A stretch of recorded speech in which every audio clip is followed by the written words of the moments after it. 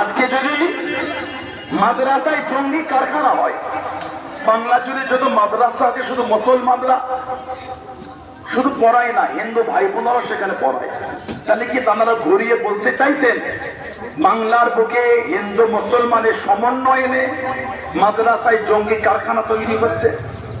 Social সাইটের বিভিন্ন post বা কমেন্ট যখন আমরা দেখি সত্যি আমাদের দুঃখ দেয়। এই বাংলার বাজেট পেশকে নিয়ে যেভাবে নোংরা কমেন্ট তারা করছে, মাদ্রাসায় জঙ্গি তৈরি হবে, জুলফিকার আলী মেমোরিয়াল ইনস্টিটিউটে যেটা এখানে শাহজাহান হুজুরকে তা করেছে,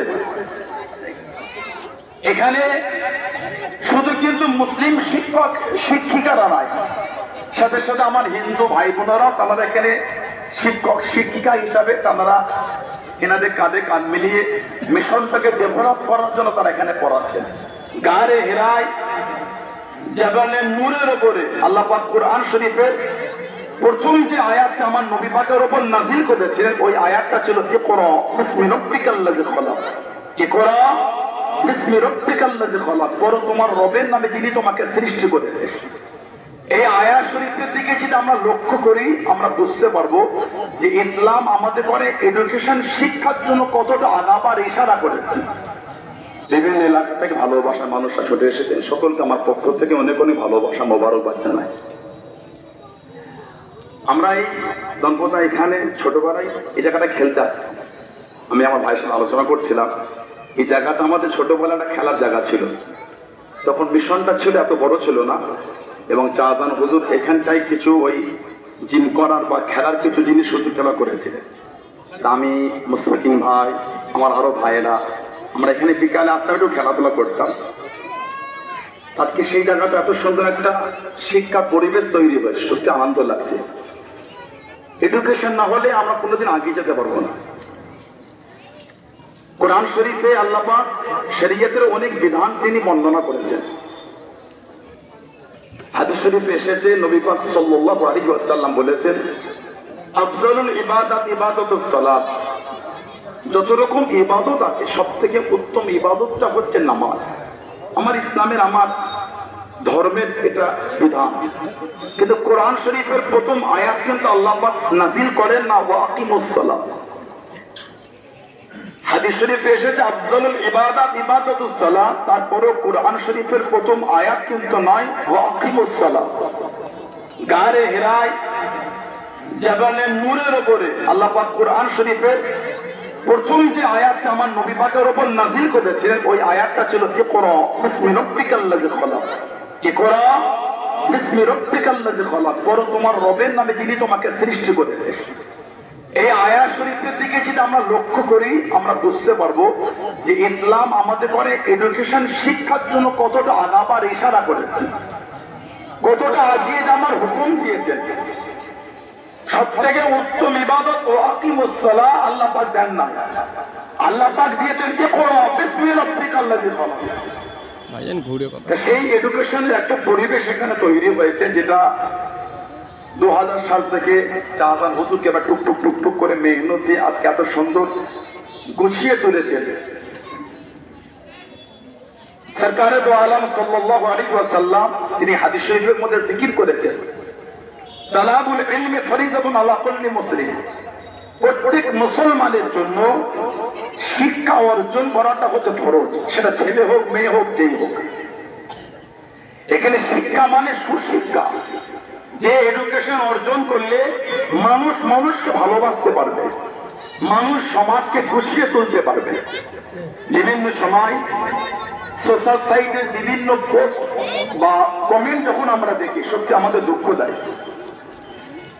আমি কদিন আগে দেখছিলাম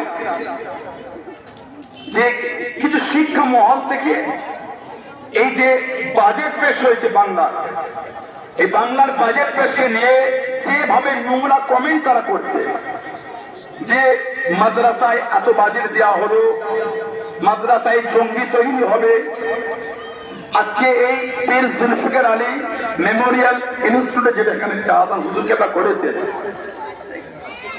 এখানে শুধু কিন্তু মুসলিম শিক্ষক শিক্ষিকারা নয়, সাথে সাথে আমার হিন্দু ভাই বোনেরাও তারা এখানে শিক্ষক শিক্ষিকা হিসাবে তারা এনাদের কাঁধে কাঁধ মিলিয়ে মিশনটাকে ডেভেলপ করার জন্য তারা এখানে পড়াচ্ছেন।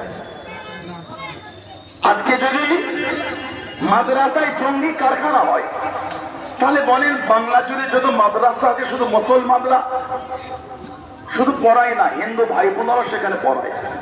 তাহলে কি তারা ঘুরিয়ে বলতে চাইছেন বাংলার বুকে হিন্দু মুসলমানের সমন্বয় এনে মাদ্রাসায় জঙ্গি কারখানা তৈরি হচ্ছে? আমি মনে করি এগুলি বলে এডুকেশন শিক্ষাটাকে একটা নোংরা দিকে ঠেলে দেওয়া হচ্ছে।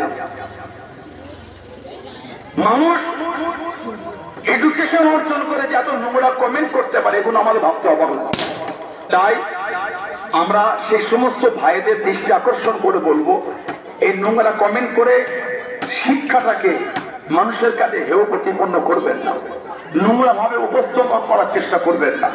তাই আমরা শিক্ষাকে গুরুত্ব দিয়ে, শিক্ষাকে সম্মান দিয়ে, নিজে পড়তে পারেন না নিজের ছেলে মেয়েকে একটু এডুকেটেড করার জন্য ভালো ভালো প্রতিষ্ঠান দিয়ে সমাজকে গুছিয়ে তোলার জন্য চেষ্টা করবেন, এই আশা রাখবো। এবং মাদ্রাসার বিষয়ে যে নোংরা চিন্তা আপনার মনে আছে, আমি আপনাকে অনুরোধ জানাবো, বাংলা জুড়ে যত মাদ্রাসা সে সমস্ত মাদ্রাসায় ঘুরে ঘুরে একটু দেখে, সার্ভে করেন যে মাদ্রাসায় কত সুন্দর শিক্ষা দেওয়া হচ্ছে।